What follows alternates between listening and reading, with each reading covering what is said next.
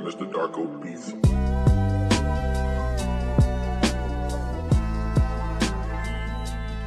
Welcome back. Welcome in New York to the Post 90 podcast. We got a lot to talk about on this one. We've got Chicago, we've got Columbus, which just ended for us. Both come from behind wins, as you just mentioned in our pre-recording banter. A little bit of moxie, a little bit of character out of the boys to go down in both and come back. Obviously against a much tougher opponent in Columbus tonight, but a little out of character for the boys. I feel like when we get punched first, usually this is not how the games end. Well, there's a lot of things that typically bring us down. We actually fought through, specifically that Chicago game. I think we had every single thing that typically takes us down and gives us a bad result. Coming off of a long break, an away game, and an opponent that's not exactly a world beater. All of those things typically are the kryptonite for the team. Then you add on top of that the early goal from Chicago, and you're thinking like, here we go again. But they fight back from all of that and end up getting a win. Yeah, and it's kind of, I feel like these results are coming from not the guys that we would have expected them to. I think against Chicago, was it Julian that scored there as well? Chicago was Seymour. Seymour really late. Closed the game out. Who was the win? Like technically the winner. Well, I think Julian equalized. Alonso took the lead, and then Seymour killed it off in the end, which is a whole conversation in itself. Or actually, no, Nico and Julian have the same last name, don't they? So it was Nico's first MLS goal. Now that I'm Nico's thinking first goal, about it, Alonso technically won the game, mm-hmm. and then Seymour closed it out. Yeah, and then in this game, we obviously have Hannes put together a brace, Julian come in and really kill it off kind of in a spectacular way. And I feel like we're no strangers to what can happen on the field for us when we have a possessed Hannes and a possessed Julian on each side of our attack. Like there's not quite much else like it in the league when that's occurring. So you gotta find a way to keep these guys hot.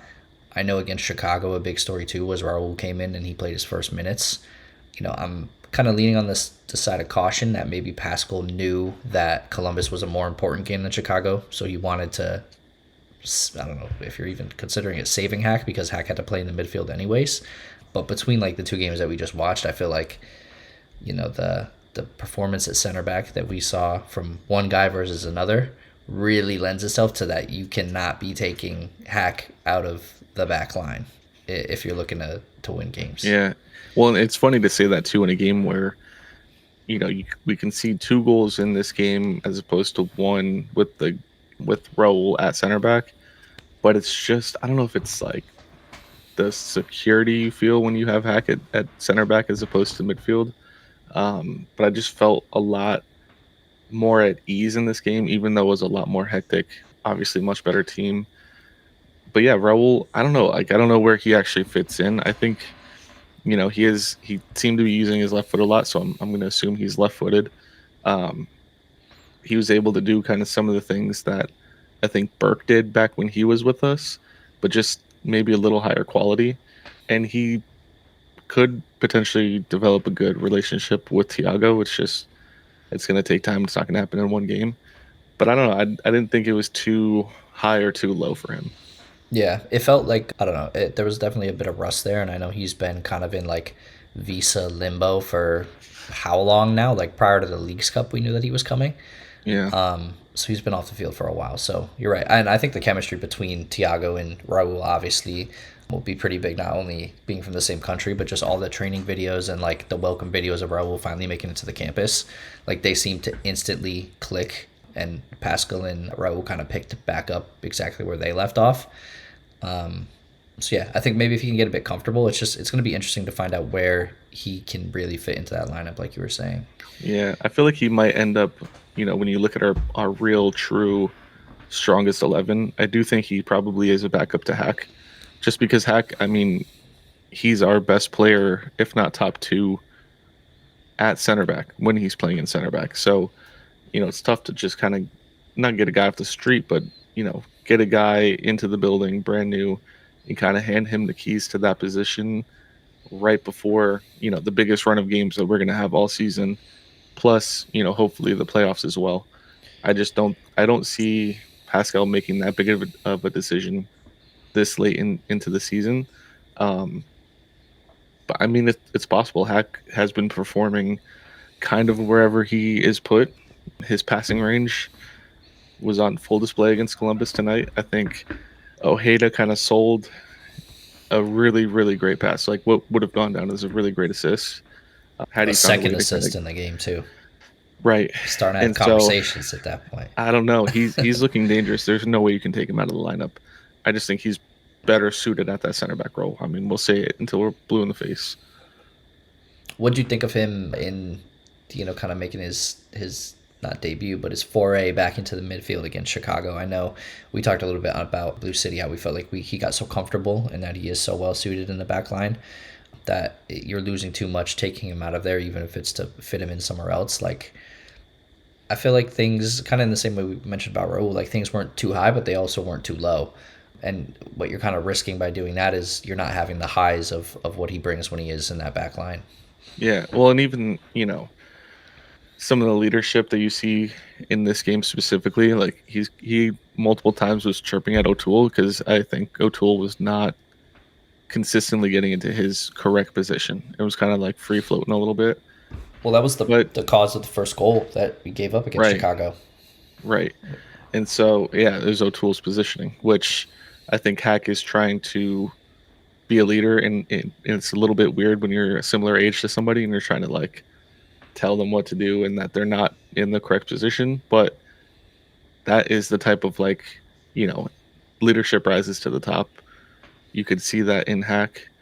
But if he could bring that to the midfield, I think you need him on the field regardless. So if he's at striker, I don't care. Like he needs to be on the field.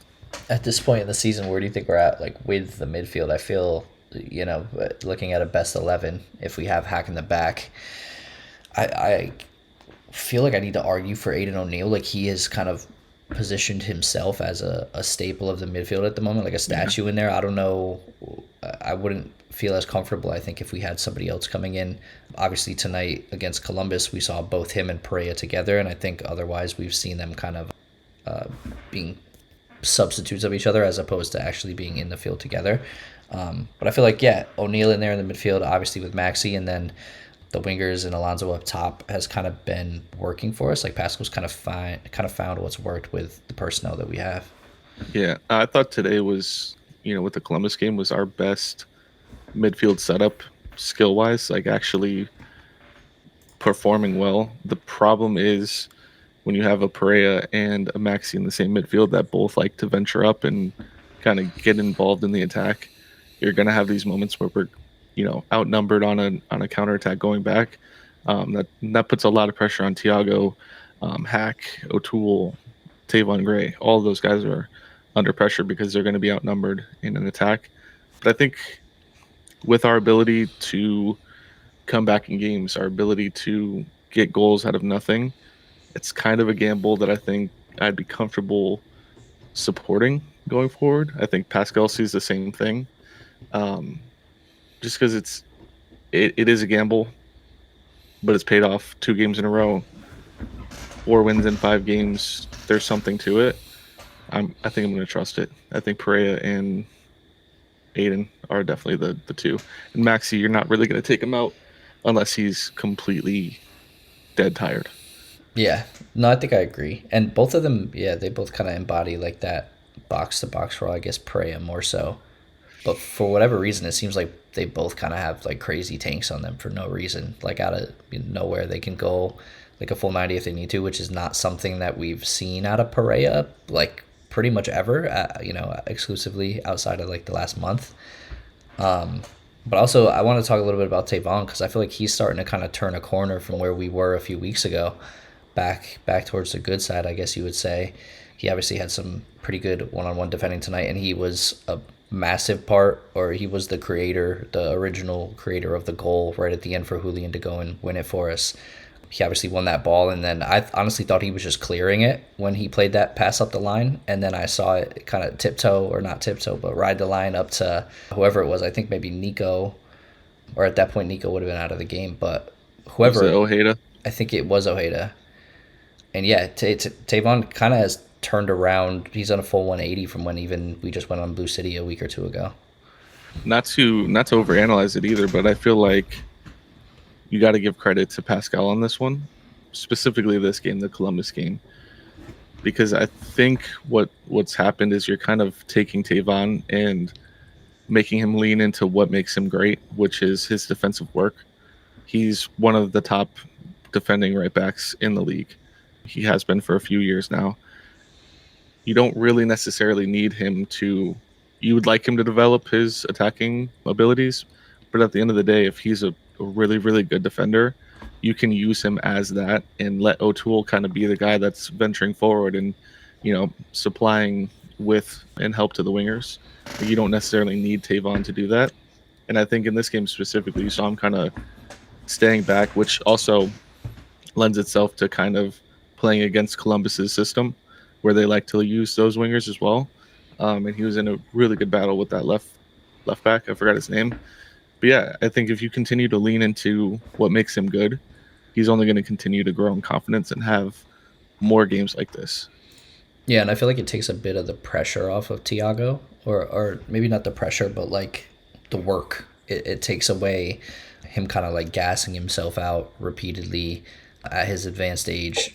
I feel like every time we see him run and break out at his top speed, it's like, how is this man still running this fast?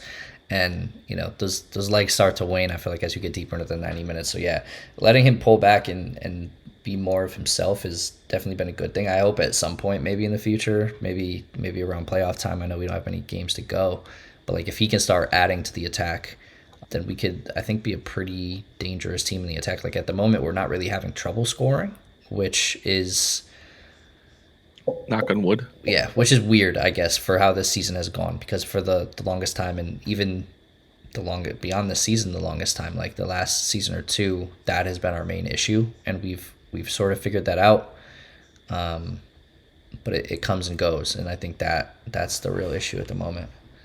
Yeah, and I mean, you're looking at a team that had it got a result against DC, which was kind of a super annoying game. Going and losing. I think that was at Yankee Stadium at home, which just doesn't happen. You're looking at a much different outlook on the team. Like you're looking at, more Apple TV coverage and more expectations and stuff like that. What is your view kind of going to this final 5 games? How high can this team get?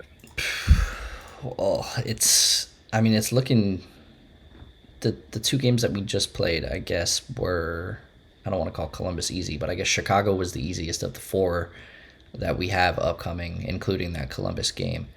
We obviously have Charlotte, who you mentioned before recording as well, is the other hottest team in the MLS right now. But then we have Miami, and then the Red Bulls, Philly, and Seattle. So it is really a gauntlet to end the season. And I'm also seeing that the Charlotte game is a 12 p.m. game. So if that's in New York, that could be crazy on a Saturday. Is that this Saturday? That is this Saturday. We are near. Yeah. We are near the deadline on that one, but I don't know. It's just I feel like sometimes I don't know what team is going to show up to the field, so it makes it hard to predict things, and it's crazy to say that after what we've played 31 games now this season, and we're still not entirely sure who is going to show up on any given Sunday or Wednesday or Tuesday or whatever game whatever day they make us play. But I feel like out of our next 3, which would be the end of our run of games where it's like a game every 3 or 4 days, I'd like to get 4 points out of it. I mean, is that crazy to say? Like, we're probably taking a loss to either Charlotte, Miami, or the Red Bulls, right? If we're being honest with ourselves. I mean, you're looking at, like you said, gauntlet with Miami 6th place, Charlotte 3rd, Philly 1st, Red Bulls not good, but a derby is always a derby at the end of the day. And then you got Seattle, who I believe in the Western Conference is in 4th. So it's dog after dog. It's going to be a really long end to the season. That being said, I kind of looked at the last 3 games as being. I think I came on here and said that these will really tell us a lot about the team and where we're at mentally. 2 comeback wins. It's hard to bet against the team. I'm gonna say minimum draw, Charlotte. All right. I feel confident about that simply because it's a home game. Charlotte, I don't think, has gotten a result against us at home. I could be wrong. I know we've never won there, but I don't. I think the reverse is true as well. Then you got Miami, which is going to be it's going to be tough. I believe that But score I is feel his like return. they're fake good. I feel like they're fake good. Like Messi's good, and the rest are kind of there. I could be wrong. Yeah. Maybe I'll get clipped by Could be hating. a Miami podcast. I have no clue. I have no idea. I But do think they just Suarez got is going to be mad. their get back on Seattle tonight. I think they beat them 3-1. So they reverse the score what the Leagues Cup final was, right? Seattle did it the other way down there, 3-1. You know who I fear? The only man I fear in the MLS right now? Who is that? Son out in LA. Is he doing That's his the thing? only man. He's been doing his thing out there. He's been doing the thing. You know who else? Muller. Muller. He's a bit of a demon. I would take both on He's this on team Vancouver over so anybody he's that in a we have. position. The West is kind of looking a little bit crazy. The good thing is we won't play another West team this year. I guess except for Seattle, but you don't think? I mean, we have to get to the MLS Cup, bro. I know, but you think there's 0 chance? I mean, I don't think there's 0 chance, right? Because this is kind of the love-hate relationship with the playing to your team trait that NYCFC has. Is you have really shitty games against DC, but then every time you roll into town or a powerhouse rolls into your town, you have that playoff atmosphere like we had tonight. The commentary mentioned it, but it's going to feel that way against Charlotte. It's going to feel that way against Miami. Every single team that we're playing to close the season is a playoff team. So if we can't get results against these guys now, we're likely not going to be able to do it when the stakes are 10 times as high and you go home if you lose. So that's where you can kind of start to sip the tea, but also it almost lends itself to like you're getting hot at the wrong time. Like this. You think we're too early? We like popped our daddy too early. Well, but that's the thing. Yeah, I mean, can I don't we hold it on for that. 5 more games, and then how many games is it? But that's the thing. To win another 5. Essentially, you're going into the last 5, not necessarily needing to win out, but needing to get results in like 3 out of 5 of them, minimum. So you're thinking, if you go all the way to the MLS Cup in the playoffs, you're looking at 9 straight games where you're gonna need a result every single one of them. That's a really tall task. Like that's hard to do. Crazier things have happened.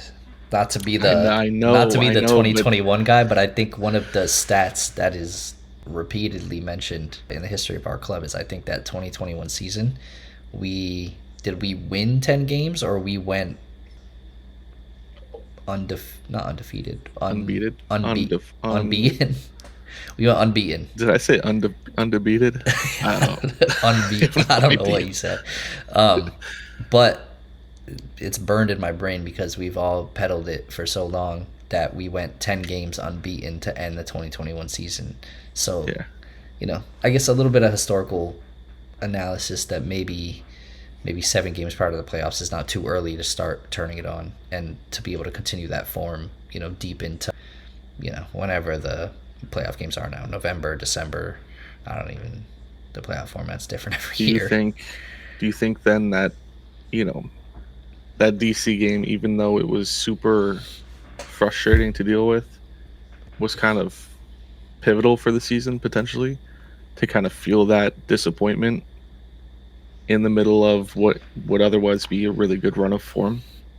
Yeah, I think it was probably an opportunity for Pascal to talk to the guys and tell them like not to take things for granted, because I guess I didn't even realize it at the time that we we lost to DC, because the 2 games prior we beat Cincinnati 1-0 and we beat Nashville 2-1 before that.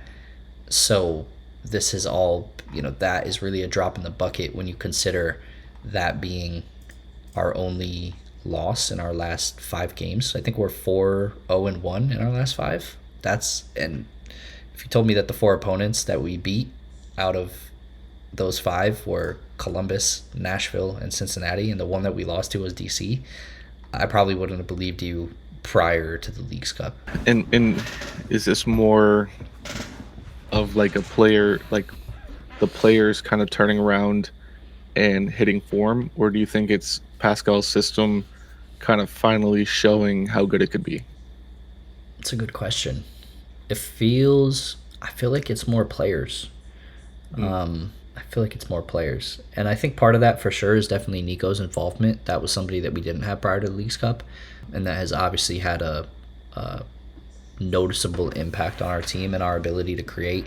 Although I don't think he's been directly involved in a ton of goals. I think he's pulling a lot of attention. And then the goals that he has been involved in, he's obviously been pretty incredible individually in a handful of moments that are demanding people to give him the attention that he deserves.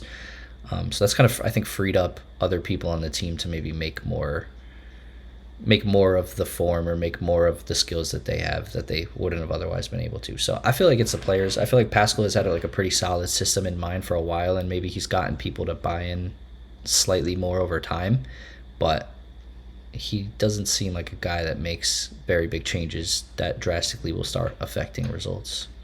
Yeah, fair. Oh, and to lean into the player side of it too, you have guys like Ojeda who we were begging, like literally begging for him to just get some type of result from a pass, a shot, something. Like he was getting in these great positions, but he was never able to get that final product. He wasn't able to get that final pass, the final shot, to get something that mattered onto the scoreboard.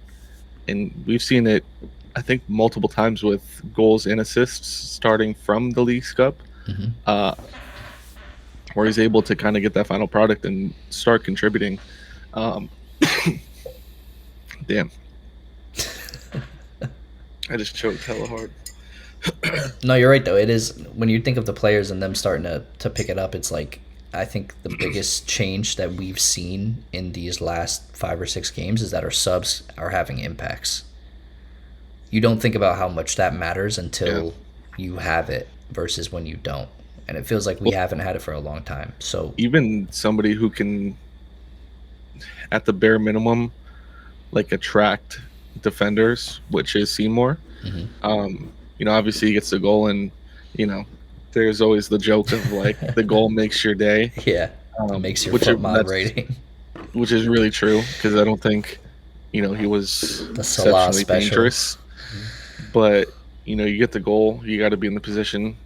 Comes from an Ojeda pass, another one of his assists, to kind of boost up his current form.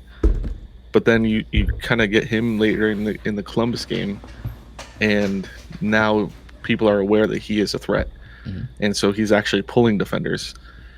And even though on the final goal, like Julian is kind of, I don't even know how Julian, by the way, is in the same breath he's telling Seymour like stop running towards me, and then also sizing up the goal. How that makes sense in terms of processing, all while a defender is like barreling down on you, and you're looking at a million fans in front of you. It probably feels like I don't. In the 93rd minute. I don't understand how that happens. But even Seymour making that kind of dummy run, he's also pulling a defender away from the middle of the field, which is giving the angle for Julian to even have that shot. And so you have these attacking threats that are now coming off of the bench and producing. I think you hit the nail on the head. That's the biggest thing for us right now. Yeah. I feel like the last 2 games, Seymour has been more impressive than I think we've seen in the past. Even if you consider the fact that he got the goal in, that does wonders for your outlook on the game in general for a player. But he has seemed a bit better. I don't know if maybe Pascal is now that he realizes that he is going to need him most likely, like to close out games, whether that's 15 minutes or 5 minutes. Maybe he's been coaching him up more. Maybe Seymour's just been with the first team long enough now that like some of the things are starting to click. Obviously, he's only 17 years old, so I'm sure it takes a little bit longer to change your habits and things like that when you're still learning about becoming a professional in general. Not to mention learning a system with a new coach, and you're coming from the second team to the first team. So yeah, if we could get him going, those are the types of things that you always pray for. These are the things that we prayed for MD, for Calhera, for JJ, and that we never really got to see. So it's kind of like, he's like the spiritual embodiment of a striker from the second team finally coming up and maybe being able to do something. I don't know. Yeah. Well, in the same breath, when you're talking about the defenders kind of being on notice a little bit that he is a threat, like he himself internally knows now, okay, I can have an impact on an MLS game. And that confidence, you could see the difference from his first couple of appearances versus coming into this game versus Columbus. Like he was trying to get on the ball. He was kind of getting into the play with Hannes a little bit. It's just a different sort of moxie that he's able to have. If he's able to bring that into some buzzsaw games, like we said, with Charlotte, Miami, potentially a derby, how cool would it be for him to kind of come in and be involved in the game winner for that? Like, the sky's the limit. And I think I was probably a little harsh on Blue City, just with not wanting him. You spurred the soccer gods to create this. Yeah, well, yeah, because of course it's going to be like if I bet against Seymour to do something, of course he's going to do it. Yeah. No, I mean, like I said in that episode as well, it's like nobody will be happier when he scores. I love to see it. It's just I can't believe the front office has us in a position where we're tied in a massive game, in a midweek game, and two 17-year-olds are the answer. Like, that is the crazy part. Yeah, it's a weird thing. And it's what has to happen for us to play as many games as we have to in such a short amount of time. Like, you're going to have dudes that can contribute that are not typically a part of the first team. So that, that also kind of lends itself to being optimistic about these upcoming games. I think something to keep an eye on is maybe Alonso. I'm not really sure what the deal is with him. I know he came out at the 67th, but taking into the fact that he played the full go against Chicago, I don't know if it's just rest or what it is, but I found it weird that he went to the locker room. He didn't throw on a penny and sit on the bench, which is what we typically see out of players. Yeah, he might have hurt his elbow flopping. They got to send... How many improv schools are there in New York City? And this dude has to be the worst actor that's ever breathed in. It's the first time in my life of watching this team where I was like, you got to give him a yellow for that. You got to. Since what game was it? What playoff game was it when Collins and Chanot both fell down at the same time? They didn't see each other do it. Yeah. It's been years since the... Or, I mean, well, technically, if we ever bet that Justin Hack would get a yellow, we probably wanted him to get one too. Yeah. But if you're the ref there, like, if you're calling that not a foul and you saw what he did, you got to give him the yellow. There's no reason Alonso shouldn't be walking out of that game with a yellow. Although maybe he was letting it slide for the atrocities against us in the first half, calling that pen on Aiden. It's crazy how a win lets you gloss over shit like that, because if we had lost that game... even drew. That would have been what we opened the podcast with, and it would have been like 10 minutes of like... The refs are terrible. Yeah, the refs terrible. They're against us. Ismail Elfas up in the VAR. This, I don't know. It was like... The problem is it was called a pen on the field. I think that was the biggest issue. If it hadn't been, then I don't think there would have been anything clear and obvious to overturn that call. But in the same breath, like, you can't overturn the penalty call because there's not enough in it to do that. So kind of scammed by the way that life is in that regard. But I thought it was a decent, clear challenge. I didn't see that much in it. Maybe if I slowed it down and watched it a million times, I might come to a different conclusion. I thought it was clean. Yeah, I thought it looked fine. It's actually seemed like Aiden got fouled on that and not the other way Yeah, it around. was to me it seemed more like a 50-50. That maybe it's like tie goes to the runner in the box type of thing. I don't know. And then what do we make of another thing that I think we would have put more emphasis on if we had lost or drawn was the header that went in against Freese. I feel like I don't know. I'm not a keeper, but to me it just seemed like it could have been savable. Yeah, I just feel like there's moments where keepers kind of freeze, no pun intended. They just kind of freeze, and there's nothing you could really do because I think your brain is telling you what to do, and your body just isn't reacting. I felt So like Schulte did the same thing on Hannes' second goal because yeah, that and looked even very savable to me too. even the Julian goal, I thought like Matt Freeze saves the Julian goal. I think I hope. so. I don't know. Yeah, I was worried that Freese and Schulte were playing each other, and I know that has implications related to the national team. A lot of people think on both sides of the game that either of them should be starting for the team. People So, think yeah. that about Schulte. Oh, yeah. Don't they? Isn't that like the next guy after Freese? Maybe that's other people's opinion. I thought he was horrible. Like Well, yeah, tonight he this was whole game bad. where he was like aggressively bad. But that's what, because I think he got All Star over Freese this season, and that was like a big thing that our fan base was upset about. But a lot of Columbus people, obviously, because that's their guy, are sticking up for him, but creating the conversations about the national team.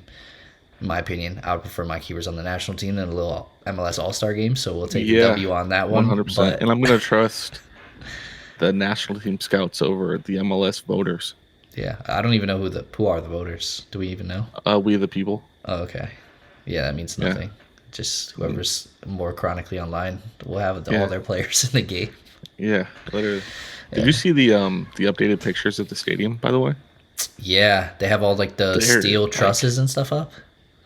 it's crazy. I feel like that's a crazy fast development. But maybe I'm just obviously excited about the stadium, but like I didn't know you could build something like that quick. So I don't know. It gets me excited for sure. It made me I look forward excited to go back to City Field like as soon as we can. 100% because I want to see what it feels like. Like if it looks, how big is it? Like what just kind of get a vibe for it. But yeah, we definitely gotta get back out there. Yeah, that's what it made me feel immediately. It was like I want to see that in person. It's been Yeah, like we haven't been there in way or too even long. the pictures from the planes that people post. Yeah, I think JR put one of those up, and it was the same thing. Like you see, I mean, even before they had the layout of the soccer pitch for Yeah, that event that I went to, but like when you start throwing stands in there and yeah. concrete and everything like that, yeah, it starts. It's like real. Starts getting real. Yeah. Did you see any of the Brad Sims interview CEO stuff? No, well, I know that is happening or happened. Yeah, I saw only a few things, but I think the most interesting was I think maybe Glenn was talking to him about the switch of schedules for the MLS and potentially doing it in 2027, and he said that like those are conversations that are actually happening like in the background, which is cool because I feel like I mean maybe I don't pay enough attention to the MLS in general, but I thought maybe it was more of a rumor, but it's good to hear from like a C-suite dude that is a part of managing a team that like it actually is. And he said that we're fully behind it. Like we're also trying to like lobby as much as we can. I don't know if they do votes or what they do, but Well, that we want it. you know why? I know Because why. I hope I know why. because if you are City Football Group and you get on aligned with the same schedule, then you become an actually viable loanee receiver. Because it's tough to tell a kid like, all right, I know our season is probably 3 months from ending, but go ahead and go start one down in New York, and we'll see you maybe next summer. Yeah, enjoy the And longest season of your life really literally, quickly in the as prime opposed development to years of your career. go spend 3 months in New York, and maybe if you prove yourself, you'll actually come get a chance during one of the summer windows or whatever it is. I think that's a lot more appealing to big teams that are going to have players to give out. So, yeah, of course, Brad Sims is going to be all on board for that. I think the only interesting thing with that is like I really don't know what they're gonna do about all the really cold weather places, including us. Like there's gonna be games in February, bro, where They got orange balls. it's like it's gonna be like 0 degrees, like actually 0 degrees. So I don't know. That it either becomes We're gonna have to have heating breaks instead of cooling it breaks. becomes like another. Well, not really, because if you're out there performing at that level, you're going to be running hot, regardless. I think it'll be handled the same way that it is in football, where the stands are kind of heated. You've got heaters on the sidelines and stuff like that. And it's definitely going to become, certain teams' home field advantage. They're going to be able to be adjusted to that kind of temperature. If you have a team from Miami who's used to 70 degrees in the winter, they're going to come up and feel what a negative 10-degree wind chill feels like. They're probably not going to like it. Yeah, I have to revive the like can Messi do it on a -10-degree night in Yankee Stadium in Literally. February. I doubt it. I doubt it. I don't think I could do it either. Well, yeah, getting kicked in the shins at -10 degrees, you probably feel like that thing's broken. Yeah, yeah. I don't know. It'll be interesting to see because that's going to be a direct. Like we are in we are one of the teams that are in the climates that are going to have the issues. And for us, like, are we on board with going in Yankee Stadium, for example? I don't know. Those windows are going to be closed. We'll get murdered. They'll kill us. The home's warm. The couch is warm. I think that's the only thing they have to consider. And I think turnout is going to be a difficult one. They're going to have to come up with some inventive stuff. Because there's times where, this game specifically, I know it's Columbus. It's a good team, but the prospect of getting people out of their house for a 7:30 kickoff on a Wednesday at Yankee Stadium, I didn't think there was going to be many people, and there was a ton of people at this game. And they get the result that they all wanted, but I think we got to give a little more credit to our fans specifically and our ability to get people in the seats. So I think if it's really, really cold, I still think there's a good chance that we have a really good turnouts at games.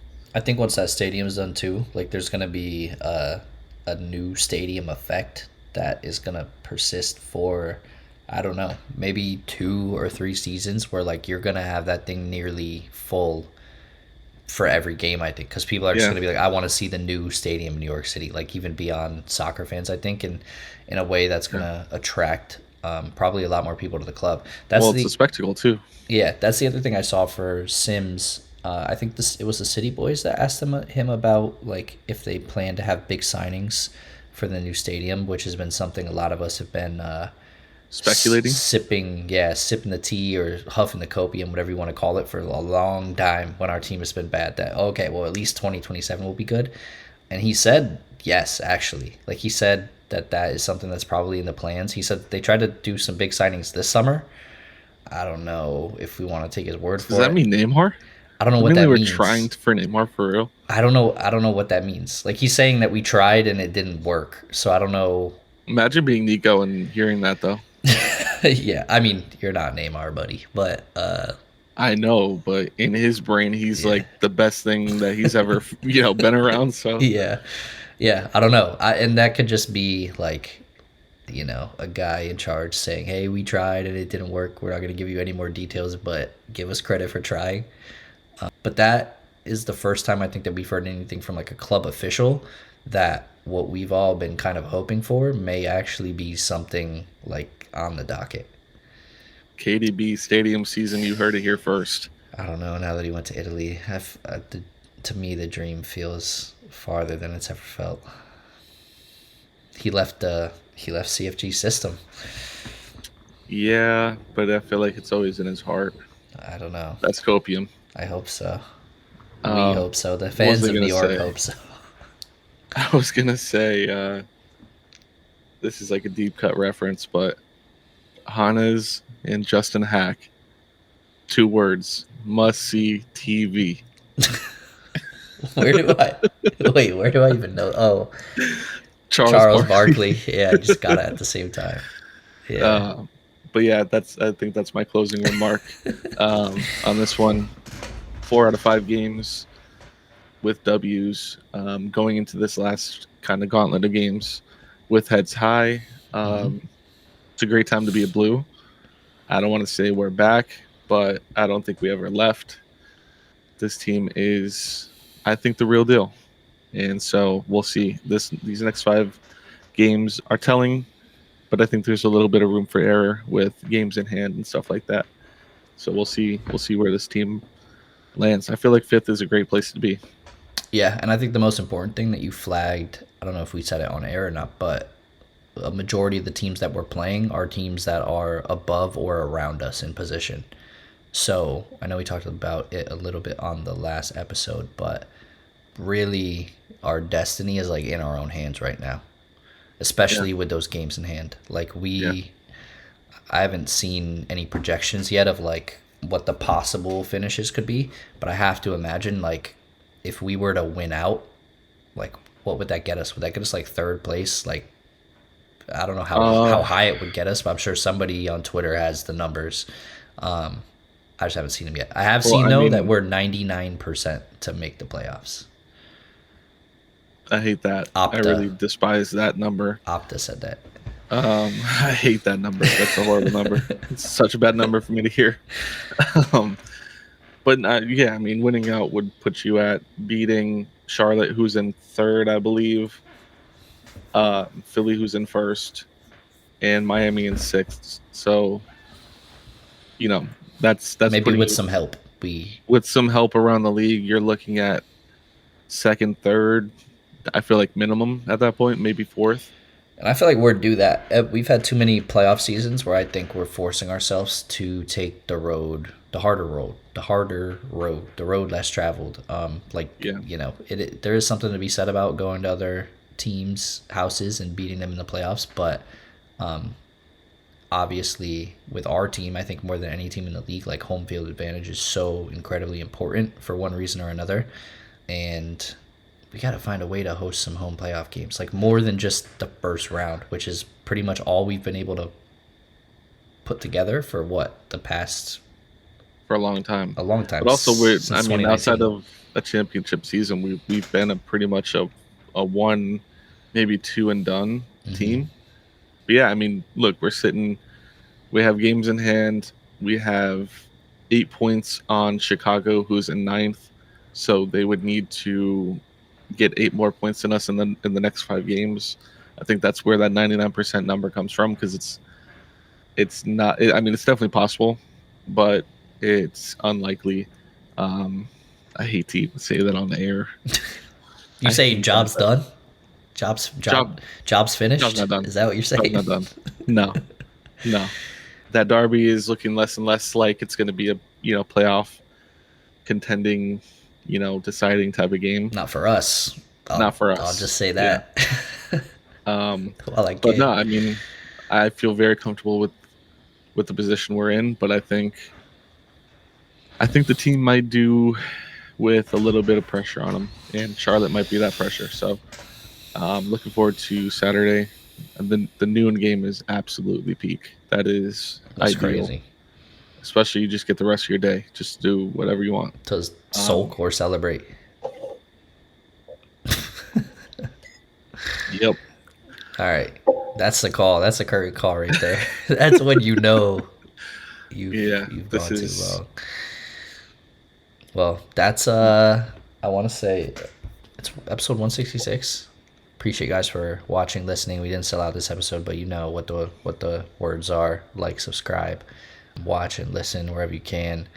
And yeah, catch us at a game soon. Hopefully some in-stadium analysis again. And look forward to, I think, hopefully a optimistic and positive 5 games to wrap the season. You'll probably hear from us after Miami. Miami would be the midweek after this week, right? Yes. So then, yeah, we're looking at aiming at a post Miami game. Yeah. So talk to you after Miami, and then we'll probably talk to you again after the Derby because it'll be too big probably not to talk about. So Yeah, for sure. And there's going to be fireworks, even if it means nothing to either side, especially just with kind of how disgruntled I think Red Bulls fans are right now. It would be amazing to end their season uh, even worse for them. So are I'm they excited. both up there? No, Oh. that is one Oh. circling like a shark. All right. That's 166. Appreciate you guys, and we'll catch you in the next one. Peace. See ya. Produced by Mr. Darko Beats.